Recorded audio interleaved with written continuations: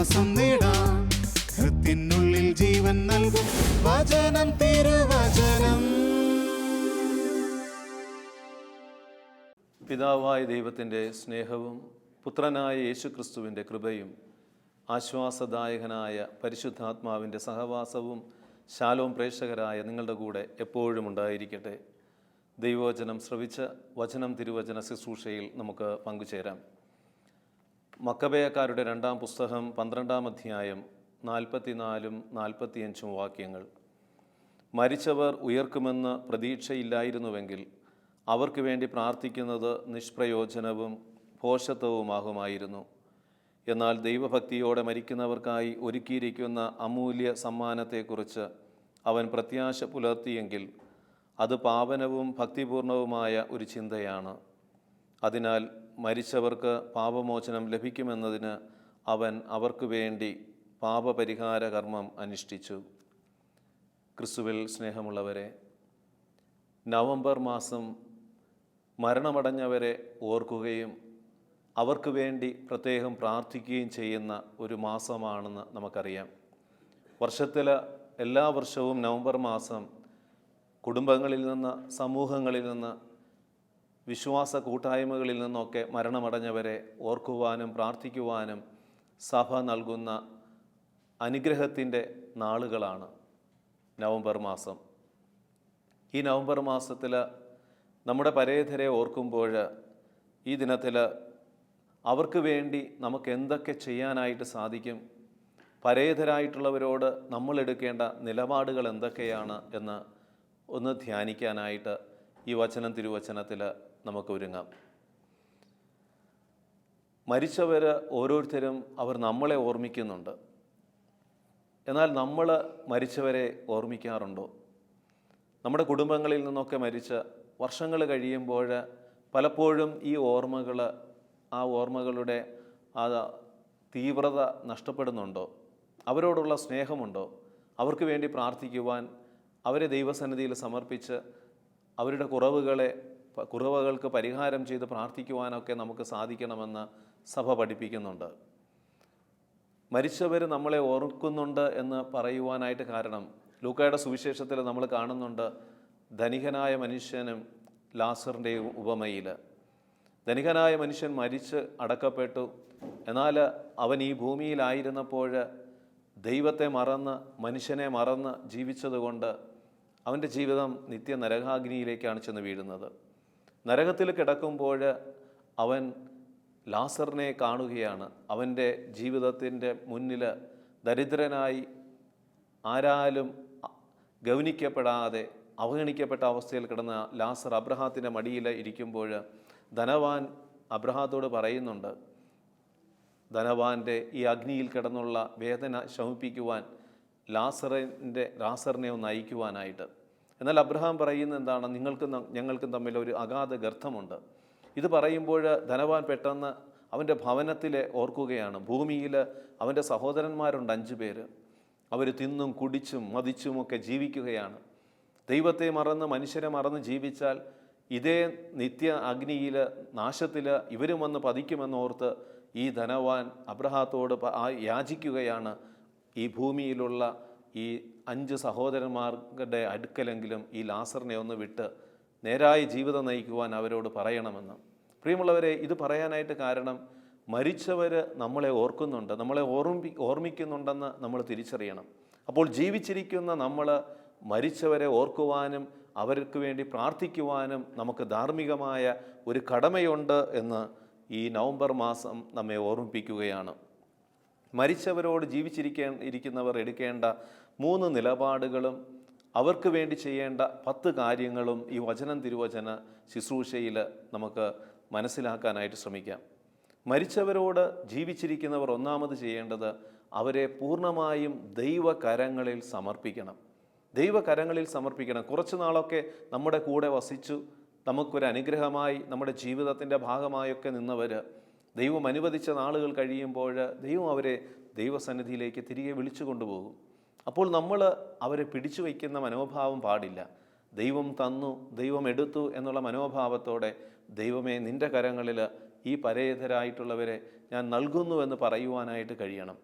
പലപ്പോഴും നമ്മൾ ഇത് കൊടുക്കാതെ എന്തുകൊണ്ട് എൻ്റെ ജീവിതത്തിൽ ഇങ്ങനെ ദുരിതം വന്നു, ഈ തകർച്ച വന്നു, ഈ മരണം എൻ്റെ ഭവനത്തിൽ എന്തുകൊണ്ട് ഇങ്ങനെ സംഭവിച്ചു എന്നൊക്കെ നമ്മൾ ആകുലപ്പെട്ട് അവരെ ദൈവകരങ്ങളിൽ പൂർണ്ണമായി സമർപ്പിച്ച് പ്രാർത്ഥിക്കാൻ കഴിയാത്ത ജീവിതമാണെങ്കിൽ അത് ദൈവീകമല്ല, അത് നമ്മുടെ സഭ ആഗ്രഹിക്കാത്ത രീതിയിലുള്ള ഒരു നിലപാടാണെന്ന് നമ്മൾ തിരിച്ചറിയണം. അതുകൊണ്ട് മരിച്ചവരെ പൂർണ്ണമായും ദൈവകരങ്ങളിൽ ഒന്നാമതായി നമുക്ക് സമർപ്പിക്കുവാനായിട്ട് കഴിയണം. രണ്ടാമത്, മരിച്ചവരോടുള്ള വെറുപ്പും അവരെ ഓർക്കുമ്പോൾ അല്ലെങ്കിൽ അവരുടെ കുറ്റങ്ങൾ പറയുന്ന സ്വഭാവവും ജീവിച്ചിരിക്കുന്നവർ അവസാനിപ്പിക്കണം. മരിച്ചു കഴിഞ്ഞ് വർഷങ്ങൾ കഴിഞ്ഞിട്ടും മരിച്ചവരോട് ഇപ്പോഴും വെറുപ്പും വൈരാഗ്യവും പുലർത്തുന്നവരെ കണ്ടുമുട്ടാനായിട്ട് സാധിച്ചിട്ടുണ്ട്. ഏതെങ്കിലുമൊക്കെ സംഭവങ്ങൾ, കാര്യങ്ങൾ സംസാരിക്കുമ്പോൾ മരിച്ചവരെക്കുറിച്ച് പോലും കുറ്റപ്പെടുത്തുന്ന സംസാരങ്ങൾ, അല്ലെങ്കിൽ അവരെ ശപിക്കുന്ന സംസാരങ്ങൾ, അവരെ വെറുക്കുന്ന സംസാരങ്ങൾ നമ്മുടെ ജീവിതത്തിൽ ഉണ്ടെങ്കിൽ അത് തിരുത്തുവാനായിട്ട് നമ്മൾ തയ്യാറാകണം. മരിച്ചവരെ നമ്മൾ ഒരിക്കലും അവരോട് വെറുപ്പും വൈരാഗ്യവും കുറ്റപ്പെടുത്തലുകളും വച്ചുകൊണ്ട് പുലർത്താനായിട്ട് പാടില്ല എന്ന് പറയുകയാണ്. നിരുപാധികം അവരോട് ക്ഷമിക്കണം. ഒരുപക്ഷെ അവരുടെ ജീവിതത്തിൽ അവർ ഈ ഭൂമിയിൽ നമ്മളോടൊപ്പം ആയിരുന്നപ്പോൾ അവർ നമുക്ക് വേണ്ടപ്പെട്ട ജീവിത രീതിയിൽ അവർ ചിലപ്പോൾ കുറവുകൾ സംഭവിച്ചിട്ടുണ്ടാകാം. അർഹതപ്പെട്ടത് നമുക്ക് തരാനായിട്ട് അവർക്ക് കഴിയാതെ പോയിട്ടുണ്ടാകാം. അവരുടെ കുറവുകൾ മൂലം നമ്മുടെ ജീവിതത്തിൽ നഷ്ടങ്ങൾ സംഭവിച്ചിട്ടുണ്ടാകാം. എങ്കിൽ കൂടി അവരോട് നമ്മൾ വെറുപ്പോ വൈരാഗ്യമോ തുടർന്ന് വച്ചുകൊണ്ടിരിക്കാനായിട്ട് പാടില്ല. അവരോട് നിരുപാധികം ക്ഷമിക്കണം. ഏതെങ്കിലും രീതിയിൽ ഒരുപക്ഷെ മരിച്ചവർ നമ്മളോട് നമ്മളുടെ അടുത്ത് ക്ഷമ ചോദിച്ച് കടന്നുപോയവരാകാം. എന്നാൽ അവരോട് ഞാൻ ക്ഷമിക്കില്ല എന്നുള്ള വാശി നമ്മൾ വച്ചു പുലർത്തിയിട്ടുണ്ടെങ്കിൽ ഈ നാളുകളിൽ അവരോട് ക്ഷമിച്ച് പ്രാർത്ഥിക്കണം. അവരിൽ നിന്ന് ക്ഷമ സ്വീകരിക്കുന്നത് നമ്മൾ ഭാവനയിൽ കാണാനായിട്ട് കഴിയണം. അവർക്ക് ക്ഷമ കൊടുത്ത് സ്നേഹത്തോടെ അവരുമായി രമ്യതയിലാകുന്നത് നമ്മൾ മനസ്സിൽ കണ്ടുകൊണ്ട് ആ രമ്യതയുടെ ശുശ്രൂഷ ചെയ്യുവാനായിട്ട് ഈ നാളുകളിൽ നമുക്ക് സാധിക്കണം. മൂന്നാമത്, അവർ ചെയ്ത നന്മ പ്രവൃത്തികളെ ഓർത്ത് ദൈവത്തിന് നന്ദി പറയണം. ക്രിസ്തീയ ജീവിതം സൽപ്രവൃത്തികളിലൂടെ ലഭിക്കുന്ന അനുഗ്രഹത്തിന് ഭാഗവാക്കാകുവാനുള്ള ഒരു വിളിയാണ്.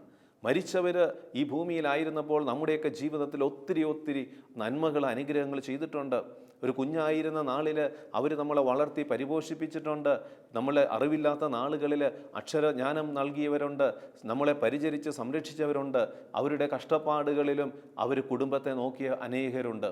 ഒരു വീഴ്ചകളൊക്കെ ഉണ്ടെങ്കിലും അതിനേക്കാളുപരി അവരുടെ ജീവിതത്തെ ധ്യാനാത്മകമായി നമ്മൾ പരിശോധിക്കുകയാണെങ്കിൽ 1000 നന്മകൾ ഓരോ മനുഷ്യനിലും കണ്ടെത്താനായിട്ട് സാധിക്കും.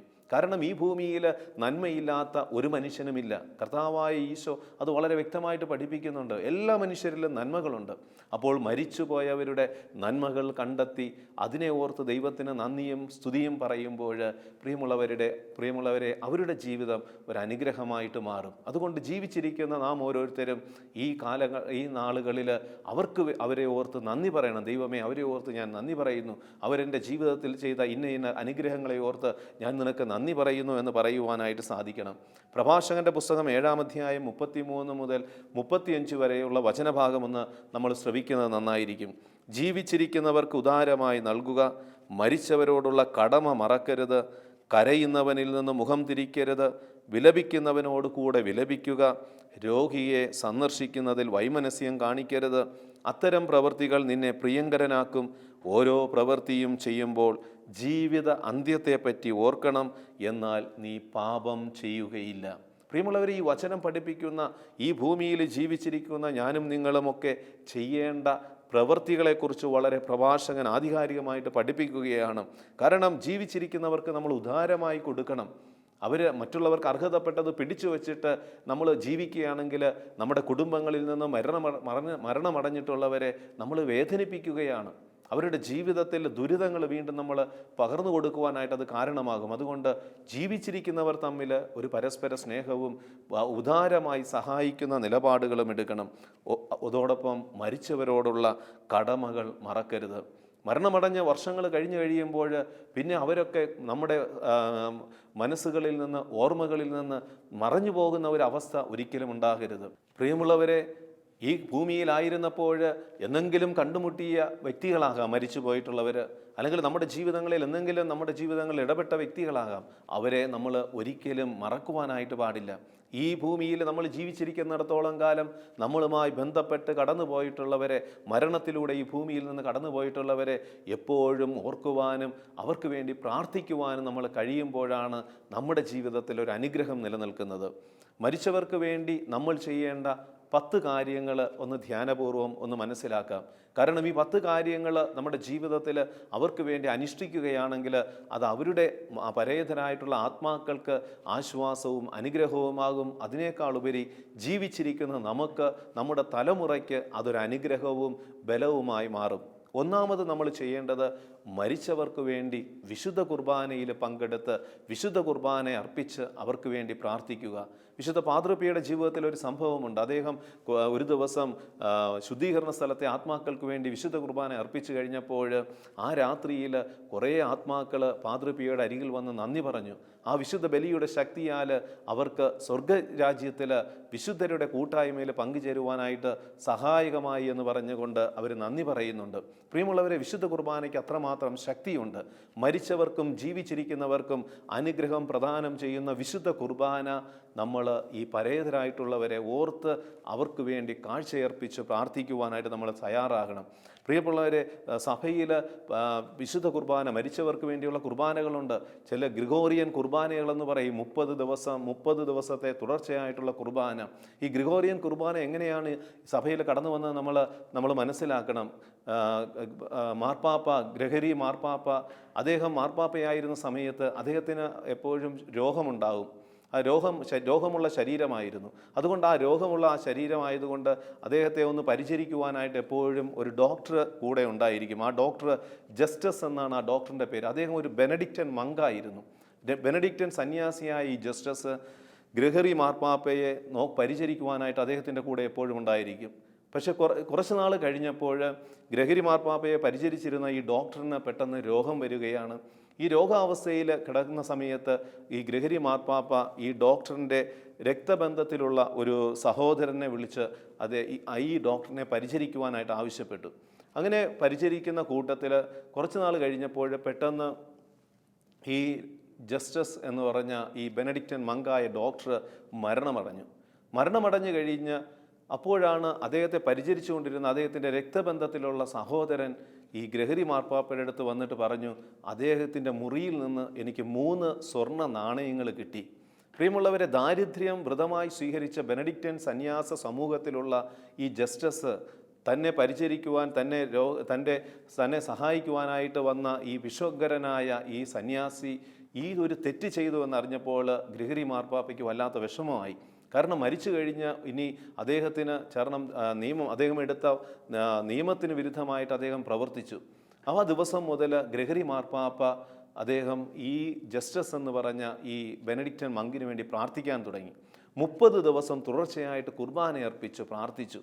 പ്രിയമുള്ളവരെ, ഈ 30 ദിവസം കുർബാന അർപ്പിച്ച് പ്രാർത്ഥിക്കാൻ കാരണം വിശുദ്ധ ഗ്രന്ഥത്തിൽ നമ്മൾ കാണുന്നുണ്ട്. പരേതരായ മോശ മരിച്ചപ്പോൾ ഇസ്രായേൽ ജനം 30 ദിവസം വിലപിച്ചു. അതുപോലെ തന്നെ അഹറോൻ മരിച്ചപ്പോൾ ഇസ്രായേൽ ജനം 30 ദിവസം വിലപിച്ചു. അങ്ങനെ ഈ 30 ദിവസം വിശുദ്ധ കുർബാന അർപ്പിച്ച് ഗ്രഹരി മാർപ്പാപ്പ ഈ ജസ്റ്റസ് എന്ന ബെനഡിക്റ്റൻ സന്യാസിക്ക് വേണ്ടി പ്രാർത്ഥിച്ചു കഴിഞ്ഞു. അത് മാർപ്പാപ്പ വേറെ ആരോടും പറഞ്ഞതുമില്ല. പക്ഷേ ഈ 30ാമത്തെ ദിവസം ആയി കഴിഞ്ഞപ്പോൾ ഈ ജസ്റ്റസ് എന്ന് പറഞ്ഞ ബെനഡിക്റ്റൻ സന്യാസി അദ്ദേഹത്തെ ശുശ്രൂഷിച്ച സഹോദരൻ്റെ മുമ്പിൽ വന്നിട്ട് പറഞ്ഞു, എനിക്ക് ഇന്ന് സ്വർഗത്തിലേക്ക് കയറുവാനായിട്ട് സാധിച്ചു. എൻ്റെ എല്ലാ പാപങ്ങളും പൂർണ്ണമായിട്ട് എന്നിൽ നിന്ന് എടുത്തു മാറ്റപ്പെട്ടു. ഞാൻ ഇന്ന് സ്വർഗത്തിലേക്ക് കയറി. ഇത് ഓടി വന്നിട്ട് ഈ സഹോദരൻ ഓടി വന്ന് ഗ്രഹരി മാർപ്പാപ്പയോട് അറിയിച്ചപ്പോൾ ഗ്രഹരി മാർപ്പാപ്പയ്ക്ക് മനസ്സിലായി ഈ കുർബാനയുടെ ശക്തിയാണ്. പ്രിയമുള്ളവരെ, ഇങ്ങനെയുള്ള സംഭവങ്ങൾ നമ്മളെ പഠിപ്പിക്കുന്ന, നമുക്ക് പ്രചോദനം നൽകുന്ന ഒരു കാര്യമുണ്ട്. പരേതരായിട്ടുള്ളവർക്ക് വേണ്ടി വിശുദ്ധ കുർബാന അർപ്പിച്ച് നമ്മൾ പ്രാർത്ഥിച്ചാൽ അവരുടെ കുറവുകളിൽ ദൈവത്തിൻ്റെ കരുണ ഒഴുകിയിറങ്ങും.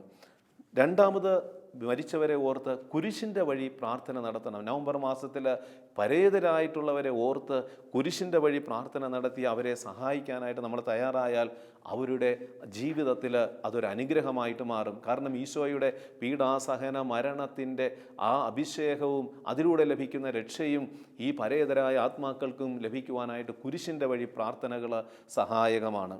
മൂന്നാമത്, പരിശുദ്ധ മറിയത്തിൻ്റെ ജപമാല ചൊല്ലി പരേതർക്ക് വേണ്ടി നമ്മൾ പ്രാർത്ഥിക്കണമെന്ന് സഭ പഠിപ്പിക്കുന്നുണ്ട്. കാരണം ജപമാല പ്രാർത്ഥന വലിയ ശക്തിയുള്ളതാണ്. വിശുദ്ധ ഫൗസ്റ്റീനയോട് ഈശോ തന്നെ വെളിപ്പെടുത്തി കൊടുത്തിട്ടുണ്ട്. വിശുദ്ധ ഫൗസ്റ്റീന പറയുന്നുണ്ട്, ശുദ്ധീകരണ സ്ഥലത്തിലുള്ള ആത്മാക്കളെ മാതാവ് ഇടയ്ക്കിടയ്ക്ക് സന്ദർശിക്കുമെന്ന് പറയുകയാണ്. ജപമാല ചൊല്ലി പ്രാർത്ഥിക്കുമ്പോൾ നമ്മൾ പരേതരായിട്ടുള്ളവരെ ഓർത്ത് അവർക്ക് വേണ്ടി ജപമാല പ്രാർത്ഥനകൾ ചൊല്ലി ദൈവസന്നിധിയിൽ അവരെ ഓർത്ത് പ്രാർത്ഥിക്കുമ്പോൾ മാതാവ് ശുദ്ധീകരണ സ്ഥലത്തിറങ്ങുമെന്നാണ് ഫൗസ്റ്റീനയ്ക്ക് ലഭിക്കുന്ന വെളിപാട്. നാലാമത്, പരിപൂർണ ദണ്ഡവിമോചന കാലയളവുകളിൽ പരേതരായിട്ടുള്ളവരെ ഓർത്ത് നമ്മൾ പ്രാർത്ഥിക്കണം, നല്ല കുമ്പസാരം നടത്തണം. കാരണം പരേതരായിട്ടുള്ള മരിച്ചുപോയിട്ടുള്ളവരെ ഓർക്കുവാനും അവരുടെ പാപമോചനങ്ങൾക്ക് വേണ്ടി പ്രാർത്ഥിക്കുവാനും നമ്മെ സഹായിക്കുന്ന ഒരു നല്ല അഭിഷേകമുള്ള അനുഗ്രഹമുള്ള ദിനങ്ങളാണ് പൂർണ്ണ ദണ്ഡവിമോചനം ലഭിക്കുന്ന ആളുകൾ. ഓഗസ്റ്റ് മാസം 1-ാം തീയതിയും 2-ാം തീയതിയും സഭ പൊർസുങ്കുല ഇൻ്റലിജൻസ് എന്ന് പറഞ്ഞ് പൂർണ്ണ ദണ്ഡവിമോചനം നൽകുന്നുണ്ട്. അതോടൊപ്പം തന്നെ നവംബർ മാസത്തിൽ ആദ്യത്തെ ഒരാഴ്ച, നവംബർ 1 മുതൽ നവംബർ 8-ാം തീയതി വരെ പൂർണ്ണ ദണ്ഡവിമോചനത്തിൻ്റെ കാലയളവാണ്. ഈ സമയങ്ങളിൽ നമ്മൾ ദൈവസന്നിധിയിൽ ഇവർക്ക് വേണ്ടി പ്രാർത്ഥിക്കണം. പൂർണ്ണ ദണ്ഡവിമോചനത്തിന് ചെയ്യേണ്ട 3 കാര്യങ്ങളെന്ന് പറയുന്നത്, നല്ല കുമ്പസാരം നടത്തണം, അതിനുശേഷം വിശുദ്ധ കുർബാനയിൽ പങ്കെടുത്ത് വിശുദ്ധ കുർബാന സ്വീകരിക്കണം, പരിശുദ്ധ പിതാവിൻ്റെ നിയോഗത്തിനായിട്ട് ഒരു വിശ്വാസ പ്രമാണവും സ്വർഗസ്ഥനായ പിതാവും ചൊല്ലി കാഴ്ചവെച്ച് പ്രാർത്ഥിക്കണം. ഇങ്ങനെ പ്രാർത്ഥിച്ചു കഴിയുമ്പോൾ പരേതരായിട്ടുള്ളവർക്ക് കൂടി ഈ പൂർണ്ണ ദണ്ഡവിമോചനം സ്വന്തമാക്കാനായിട്ട് സാധിക്കുമെന്ന് സഭാ പഠനങ്ങൾ പഠിപ്പിക്കുകയാണ് പ്രിയമുള്ളവരെ. അപ്പോൾ വിശ്വാസത്തിൻ്റെ തലത്തിൽ നിന്നുകൊണ്ട് നമ്മൾ ഈ കാലയളവുകളിൽ പരേതരായിട്ടുള്ളവരെ ഓർത്ത് പ്രാർത്ഥിക്കുവാനായിട്ട് കഴിയണം. 5ാമത്, അനുദിന സഹനങ്ങളെ പരേതരായിട്ടുള്ളവരുടെ വിശുദ്ധീകരണത്തിനായിട്ട് കാഴ്ചവെക്കണം. ഈ ഭൂമിയിൽ ഞാനും നിങ്ങളുമൊക്കെ ജീവിക്കുമ്പോൾ നമ്മുടെ ജീവിതത്തിൽ നമ്മൾ അനുഭവിക്കുന്ന ചെറിയ ചെറിയ സഹനങ്ങൾ, ചില തിരസ്കരണങ്ങൾ, ചില രോഗങ്ങൾ, സാമ്പത്തികമായ ഞെരുക്കങ്ങൾ, അല്ലെങ്കിൽ സൽപ്പേരിന് മറ്റുള്ളവരുടെ സ്വാർത്ഥത മൂലം നമ്മുടെ സൽപ്പേരിന് മാനഹാനി സംഭവിക്കുമ്പോൾ ഇതൊക്കെ ഒരു സഹനങ്ങളാണ്. ഈ സഹനങ്ങളെ ചെറുതായി കാണാതെ അത് മറ്റുള്ളവരുടെ വിശുദ്ധീകരണത്തിനായി, പരേതരായിട്ടുള്ളവരുടെ വിശുദ്ധീകരണത്തിനായി, നമ്മുടെ കുടുംബങ്ങളിൽ നിന്ന് മരണമടഞ്ഞിട്ടുള്ളവരുടെ വിശുദ്ധീകരണത്തിനായിട്ട് കാഴ്ചവെച്ച് പ്രാർത്ഥിക്കുവാനായിട്ട് നമ്മൾ തയ്യാറാകണം. 6ാമത്, കാരുണ്യ പ്രവൃത്തികളിൽ പങ്കുചേർന്ന് മരിച്ച ആത്മാക്കൾക്ക് വേണ്ടി കാഴ്ചവെച്ച് പ്രാർത്ഥിക്കണം. പ്രഭാഷകന്റെ പുസ്തകം 7-ാം അധ്യായം 33 പറയുകയാണ്, ജീവിച്ചിരിക്കുന്നവർക്ക് ഉദാരമായി നൽകുക, മരിച്ചവരോടുള്ള കടമ മറക്കരുത്. അപ്പോൾ ഈ ഭൂമിയിലായിരിക്കുമ്പോൾ കാരുണ്യ പ്രവൃത്തികളിൽ നമ്മൾ വ്യാപൃതരായിരുന്നു കൊണ്ട് മരിച്ചവർക്ക് വേണ്ടി അത് കാഴ്ചവെച്ച് ദൈവസന്നിധിയിൽ ഈ ആത്മാക്കൾക്ക് വേണ്ടി പ്രാർത്ഥിക്കണം. 7ാമത്, വെഞ്ചരിച്ച വെള്ളം വിശ്വാസപൂർവം നമ്മൾ അത് തളിച്ച് പ്രാർത്ഥിക്കണം. ഇത് പറയുവാനായിട്ട് കാരണം, 7ാം ക്ലാസ്സിൽ പഠിക്കുന്ന ഒരു കുഞ്ഞു മകന് ദൈവത്തിൻ്റെ പരിശുദ്ധാത്മാവ് വെളിപ്പെടുത്തി കൊടുത്തതാണ്.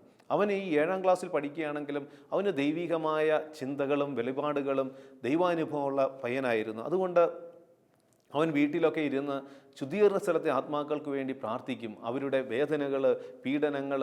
ഈ 7ാം ക്ലാസ്സിൽ പഠിക്കുന്ന മകൻ അവൻ എന്ത് ചെയ്യുമെന്ന് പറഞ്ഞാൽ, അവൻ ദേവാലയത്തിൽ ചെന്ന് വെഞ്ചരിച്ച വെള്ളം കൊണ്ടുവന്ന് വീട്ടിൽ വച്ചിരിക്കും. എന്നിട്ട് ജപമാല പ്രാർത്ഥനയൊക്കെ കഴിഞ്ഞ് കഴിയുമ്പോൾ അവൻ്റെ മുറിയിൽ ചെന്നിരുന്നിട്ട് അവൻ ഈ പരേതരായിട്ടുള്ള ആത്മാക്കളെയൊക്കെ മനസ്സിൽ കണ്ട് ഈ വെഞ്ചരിച്ച വെള്ളം അവിടെ ഒരു ടവലെടുത്ത് വെച്ചിട്ട് ആ ടവലിൽ ഒഴിച്ച് ഈ പരേതരായിട്ടുള്ള ആത്മാക്കൾക്ക് വേണ്ടി ഈ 7ാം ക്ലാസ്സിലെ പയ്യൻ പ്രാർത്ഥിക്കും. പ്രിയമുള്ളവരെ, ഇത് നമ്മുടെ ബുദ്ധിയുടെയും യുക്തിയുടെയും തലത്തിലൂടെ നോക്കുകയാണെങ്കിൽ ഇതിനെന്താണെന്ന് ചിലപ്പോൾ മണ്ടത്തരമാണെന്ന് തോന്നാം. എന്നാൽ വിശ്വാസത്തിൻ്റെ കണ്ണുകളിലൂടെ നോക്കുമ്പോൾ ഈ ചെറിയ കാര്യങ്ങളിൽ വലിയ ദൈവിക ഇടപെടലുകൾ കണ്ടെത്താനായിട്ട് സാധിക്കും. എസെക്കിയേൽ പ്രവാചകന്റെ പുസ്തകം 36-ാം അധ്യായം 25 പറയുന്നില്ലേ, ഞാൻ നിങ്ങളുടെ മേൽ ശുദ്ധജലം തളിക്കും, നിങ്ങളുടെ എല്ലാ മാലിന്യങ്ങളിൽ നിന്നും നിങ്ങളെ വിമുക്തരാക്കും. പ്രിയമുള്ളവരെ, മരിച്ചവരെ ഓർത്ത് അവരെ വിശുദ്ധീകരിക്കുവാനായിട്ട് ആഗ്രഹിച്ച് ഇങ്ങനെ നമ്മൾ പ്രാർത്ഥിക്കുകയാണെങ്കിൽ വെഞ്ചരിച്ച വെള്ളമൊക്കെ ഒക്കെ തള്ളിച്ച് അവർക്ക് വേണ്ടി പ്രാർത്ഥിക്കുകയാണെങ്കിൽ അവരുടെ ജീവിതങ്ങളിൽ ദൈവാഭിഷേകവും ദൈവാനുഗ്രഹവും കടന്നു വരുവാനായിട്ട് അത് സഹായിക്കും. 8ാമത്, മരിച്ചവരുടെ കുഴിമാടങ്ങളിൽ അത് പോയി വെഞ്ചരിച്ച മെഴുകുതിരികൾ കത്തിച്ച് അവർക്ക് വേണ്ടി നമ്മൾ പ്രാർത്ഥിക്കണം. പ്രിയമുള്ളവരെ, പരേതരെ അടക്കം ചെയ്തിരിക്കുന്ന സെമിത്തേരികളൊക്കെ ഇടയ്ക്കിടയ്ക്കൊക്കെ സന്ദർശിക്കുവാനും മെഴുകുതിരി കത്തിച്ച് അവർക്ക് വേണ്ടി പ്രാർത്ഥിക്കാനും ജീവിച്ചിരിക്കുന്നവർക്ക് കഴിയണം. ഇന്നെന്താണ്, സമയമില്ല. മരിച്ച് 1-2 വർഷമൊക്കെ ചിലപ്പോൾ നമ്മൾ അവരെയൊക്കെ ഓർക്കും, ചിലപ്പോൾ അങ്ങ് സെമിത്തേരിയിലൊക്കെ ചെന്ന് പ്രാർത്ഥിക്കും, പൂക്കളൊക്കെ വയ്ക്കും. എന്നാൽ വർഷങ്ങൾ കഴിയുമ്പോൾ, ചിലരൊക്കെ 5 വർഷം കഴിയുമ്പോൾ, 10 വർഷം കഴിയുമ്പോഴൊക്കെ കുടുംബങ്ങളിൽ നിന്ന് മരിച്ചവരെ പോലും ഓർക്കാതെ ഈ ഭൂമിയിൽ ജീവിക്കുന്ന അനേകരെ കാണാനായിട്ട് സാധിച്ചിട്ടുണ്ട്. തലമുറകൾക്ക് ഒരു ബോധ്യം കൊടുക്കണം. നമുക്ക് മുൻപേ ഈ ഭൂമിയിൽ നമ്മുടെ കുടുംബങ്ങളിൽ ജീവിച്ച് കടന്നുപോയവരെ നമ്മൾ ഓർക്കുവാനും തലമുറകളോട് അത് പറഞ്ഞു കൊടുത്ത് അവർക്ക് വേണ്ടി പ്രാർത്ഥിക്കുവാനും നമ്മൾ തയ്യാറാകണം. അതുകൊണ്ട് സങ്കീർത്തനം 130 സങ്കീർത്തനമൊക്കെ കുഴിമാടങ്ങളിൽ ചെന്ന് പ്രാർത്ഥിക്കാനായിട്ട് കഴിയണം. കർത്താവെ, അഗാധത്തിൽ നിന്ന് ഞാൻ അങ്ങേ വിളിച്ചപേക്ഷിക്കുന്നു, കർത്താവെ എൻ്റെ പ്രാർത്ഥന കേൾക്കണമേ. മനോഹരമായ പരേതരെ ഓർത്ത് പ്രാർത്ഥിക്കുവാൻ സഹായിക്കുന്ന 130 സങ്കീർത്തനം സെമിത്തേരികളിലൊക്കെ ചെന്ന് പരേതരെ അടക്കം ചെയ്തിരിക്കുന്ന കുഴിമാടങ്ങളിൽ ചെന്ന് മെഴുകുതിരി കത്തിച്ച് പ്രാർത്ഥിക്കുമ്പോൾ അവരുടെ ജീവിതങ്ങളിൽ ക്രിസ്തുവിൻ്റെ പ്രകാശത്തിൻ്റെ കതിരുകൾ കടന്നു ചെല്ലും. 9ാമത്, പരിശുദ്ധ കുർബാന സൂക്ഷിച്ചിട്ടുള്ള സ്ഥലങ്ങളിൽ, ദേവാലയങ്ങളിലും കപ്പേളകളിലും ചെന്ന് അവർക്ക് പരേതരായിട്ടുള്ളവരെ മനസ്സിൽ കണ്ട് അവർക്ക് വേണ്ടി നമ്മൾ പ്രാർത്ഥിക്കണം. അവിടെ ഇരുന്ന് പ്രാർത്ഥിക്കാനായിട്ട് കഴിയണം. ദിവ്യകാരുണ്യ സന്ദർശനം നടത്താനായിട്ട് കഴിയണം. 10ാമത്, കരുണയുടെ ജപമാല ചൊല്ലി ഇവർക്ക് വേണ്ടി പ്രാർത്ഥിക്കണം. വിശുദ്ധ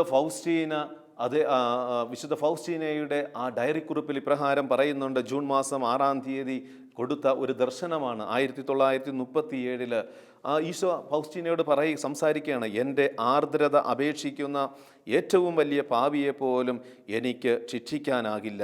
നീതിയുള്ള ന്യായാധിപനായി വരുന്നതിന് മുൻപ് ഞാൻ ആദ്യം എൻ്റെ കരുണയുടെ കവാടം മലർക്കെ തുറക്കും. നീതിയുടെ വിധിയാളനായി വരുന്നതിന് മുമ്പ് ഞാൻ ആദ്യം എൻ്റെ കരുണയുടെ കവാടം മലർക്കെ തുറക്കുന്നു. ഫൗസ്റ്റീനയ്ക്ക് കൊടുത്ത കരുണയുള്ള ഈശോയുടെ സംസാരമായിരുന്നു ഈ വാക്യങ്ങൾ. പ്രിയമുള്ളവരെ, പ്രത്യേകിച്ച് ഈ കാലഘട്ടം, കരുണയുടെ ഈ കാലഘട്ടത്തിൽ പരേതരായിട്ടുള്ളവരെ ഓർത്ത് അവർക്ക് വേണ്ടി നമ്മൾ കരുണയുടെ പ്രാർത്ഥന ചൊല്ലി, കരുണയുടെ ജപമാല ചൊല്ലി പ്രാർത്ഥിച്ചാൽ ദൈവാനുഗ്രഹങ്ങൾ നമുക്കും പരേതരായിട്ടുള്ളവർക്കും ലഭിക്കുമെന്ന് പറയുകയാണ്. വീണ്ടും ഫൗസ്റ്റീന ഇപ്രകാരം ഡയറിക്കുറിപ്പിൽ എഴുതി വച്ചിരിക്കുകയാണ്. ഈ സ്വരം ഞാൻ ശ്രവിച്ചു. ഈ പ്രാർത്ഥന ചൊല്ലുന്ന ആത്മാക്കൾക്ക് ഞാൻ എത്രയോ ഉന്നതമായ പ്രസാദവരങ്ങൾ നൽകും.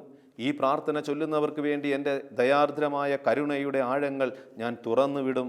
കരുണയുടെ ഈ സമയത്ത് എല്ലാവരും എൻ്റെ കരുണയുടെ ഉറവയിൽ അഭയം തേടട്ടെ. അവിടെ നിന്ന് അവർക്ക് വേണ്ടി ഒഴുകിയെത്തുന്ന തിരുരക്തത്തിൽ നിന്ന്, തിരുജലത്തിൽ നിന്ന് അവർ ഫലമെടുക്കട്ടെ.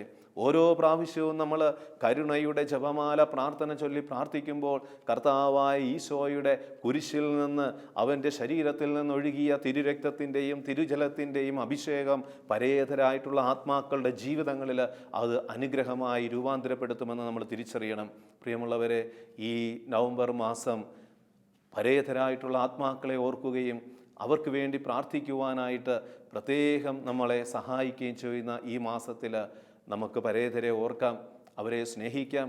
കഴിഞ്ഞ കാലങ്ങളിൽ ഒരുപക്ഷെ ഈ കാലഘട്ടത്തിലുള്ള തലമുറയ്ക്ക് കുടുംബങ്ങളിൽ നിന്ന് മരിച്ചുപോയവരെ അറിയില്ലെങ്കിൽ മുതിർന്നവർ അവരോട് പറഞ്ഞു കൊടുക്കുക. നമ്മുടെ കുടുംബങ്ങളിൽ നിന്ന് ഇന്ന ആൾക്കാർ മരിച്ചു പോയിട്ടുണ്ട്, നമ്മുടെ കുടുംബങ്ങളിൽ ഇന്ന ആൾക്കാരുണ്ടായിരുന്നു എന്നൊക്കെ ഇളം തലമുറയ്ക്ക് പറഞ്ഞു കൊടുത്തുകൊണ്ട് അവരെ ഈ കാലഘട്ടത്തിൽ, ഈ നാളുകളിൽ പ്രത്യേകം പ്രാർത്ഥിക്കുവാനായിട്ട് ഒരുക്കുന്നത് വളരെ ഉപകാരമായിരിക്കും. അത് അവരുടെ ജീവിതത്തെ വിശുദ്ധീകരിക്കും. ഈ ഭൂമിയിലായിരിക്കുന്നവരുടെ ജീവിതത്തെ വെണ്മയുള്ളതാക്കുവാനും വിശുദ്ധിയിൽ നിലനിർത്തുവാനും ദൈവപ്രസാദവരത്തിന് യോഗ്യമായ ഒരു ജീവിതമാക്കി മാറ്റുവാനും പരേതരെ ഓർത്ത് പ്രാർത്ഥിക്കുന്ന പ്രാർത്ഥനകൾ സഹായിക്കുമെന്ന് തിരിച്ചറിയണം. ഈ ദിനത്തിൽ ദൈവകരങ്ങളിൽ നമ്മെയും പൂർണ്ണമായി സമർപ്പിക്കാം. നമ്മുടെ കുടുംബങ്ങളിൽ നിന്ന്, നമ്മുടെ സമൂഹങ്ങളിൽ നിന്ന് പരേതരായി കടന്നുപോയിട്ടുള്ള എല്ലാവരെയും നമുക്ക് ഈ ദിനത്തിൽ ഓർക്കാം. കാരുണ്യവാനായ ദൈവമേ, ഈ ഭൂമിയിലായിരിക്കുന്ന ഞങ്ങൾ ഓരോരുത്തരും ചെയ്യേണ്ട ഒരു ധർമ്മമാണല്ലോ പരേതരെ ഓർത്ത് പ്രാർത്ഥിക്കുക എന്നുള്ളത്. ഞങ്ങളുടെ കുടുംബങ്ങളിൽ നിന്ന്, ഞങ്ങളുടെ അറിവിൽ നിന്ന് മരണമടഞ്ഞിട്ടുള്ള എല്ലാ പരേതരായിട്ടുള്ള ആത്മാക്കളെയും, ശുദ്ധീകരണ സ്ഥലത്തെ സകല ആത്മാക്കളെയും ഈ ദിനത്തിൽ അവിടുത്തെ തിരുസന്നിധിയിൽ സമർപ്പിക്കുന്നു. കരുണയുള്ള ഈശോയെ, അവരുടെ ജീവിതത്തിലെ കുറവുകൾ, വീഴ്ചകൾ നിൻ്റെ തിരിച്ചുവരയാൽ കഴുകി വിശുദ്ധീകരിച്ച് വിശുദ്ധരുടെ കൂട്ടായ്മയിൽ അവരെ പങ്കുചേർക്കണമേ. ഈ ഭൂമിയിലായിരിക്കുന്ന ഞങ്ങൾ ഓരോരുത്തരും വിശുദ്ധിയിലും സ്നേഹത്തിലും നന്മയിലും ജീവിച്ച് സ്വർഗീയ ഭവനത്തിലെ ഭാഗവാക്കാകുവാൻ ഞങ്ങളെയും അനുഗ്രഹിക്കണമേ. നിത്യം പിതാവും പുത്രനും പരിശുദ്ധാത്മാവുമായ സർവേശ്വര, ആമേൻ.